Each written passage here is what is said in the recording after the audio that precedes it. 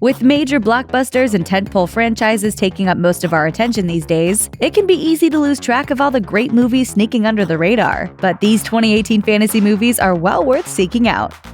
Annihilation.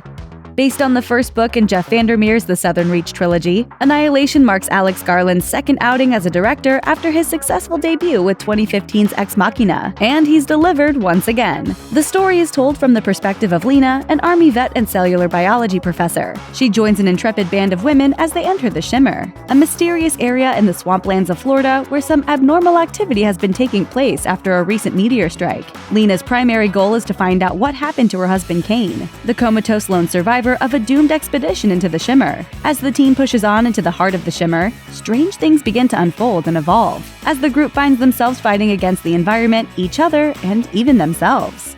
You're saying that we get out by going deeper in? Yeah, if you like, yeah. Like? No, I don't like. Annihilation is a fascinating workout for the imagination, simultaneously pushing the viewer to freakish levels of stress and wonder. I Kill Giants. Using the imagination to escape the pain of reality is a common theme in childhood stories, which makes Anders Walter's I Kill Giants even more of a gem. In his smashing feature directorial debut, Walter has successfully brought Joe Kelly's graphic novel to life, offering viewers a mesmerizing tale of heartache and adventure.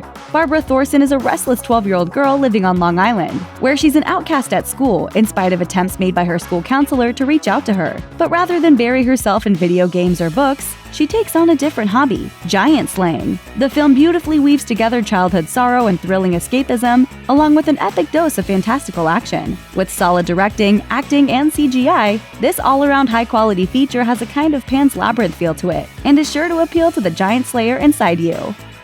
The Endless. Blockbusters can be fun and full of eye candy, but there's always something extra special about a well-made movie that didn't have access to a gargantuan budget. Case in point, Justin Benson and Aaron Moorhead's The Endless, a not-quite sequel to 2012's Resolution. Benson and Moorhead directed, shot, and starred in The Endless, joining forces to deliver a shocking fantasy-tinged story of cultish fear to disturb even the most stalwart horror fan. The film's storyline follows Justin and Aaron Smith as they warily return to the death cult they'd once escaped. Once there, the seemingly unnatural peace is slowly and masterfully broken down in a series of revelations that expose a Lovecraftian underbelly of horror. It shows us what it sees. There's a powerful elegance to that. Tastefully terrorizing, this film blends elements of fantasy, sci-fi, and horror, all without relying on an inflated budget or A-list actors, neither of which stop The Endless from attracting near-universal critical acclaim. Psychokinesis. How do you think you gain telekinetic powers? Well, by drinking water from a mountain spring hit by a meteor, of course. At least that's what Train to Busan's director Sang-ho Yi-yeon had in mind when he made one of the most refreshingly unusual superhero movies of the year. Written and directed by Yi-yeon, Psychokinesis is a good reminder that superhero movies don't always have to be about saving the world. The story is inwardly focused, following the origin of the unlikely hero So-Hyun, who accidentally gains telekinetic powers. It's all just in time to receive a distress call from his estranged daughter Rumi, informing him that an aggressive mob-run construction company is threatening her trendy fried chicken restaurant in Seoul. Launched into the action as he's still just beginning to understand and control his own abilities, So-Hyun comes across as a perfectly illegitimate superhero, frustrated by his own powers and often unable to think on his feet. Simple and refreshingly light, it's a superhero movie of down-to-earth proportions, and a welcome change of pace in a Marvel and DC-dominated world.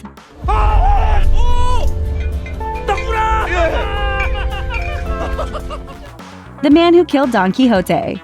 Before the turn of the millennium, director Terry Gilliam set out to film an adaptation of Miguel de Cervantes' classic 1615 novel Don Quixote. His pursuit of that goal became the stuff of Hollywood legend as Gilliam battled through a seemingly endless series of production delays, cast turnovers, and legal and financial fiascos. It even inspired its own documentary, 2002's Lost in La Mancha, which followed the futility of an early attempt that included Johnny Depp cast as Sancho Panza. But Gilliam's vision for his comically romanticized film was set with gritty determination, and literally decades later, the movie has finally arrived in the form of The Man Who Killed Don Quixote. The film plot progresses through an absurd and fantastic series of events, with Adam Driver playing a simple yet perfect foil to Jonathan Pryce's wide-eyed, ludicrously charming shoemaker, who believes he is the real Don Quixote. It's a fun movie with a great story behind it, which only serves to make it that much more interesting to watch.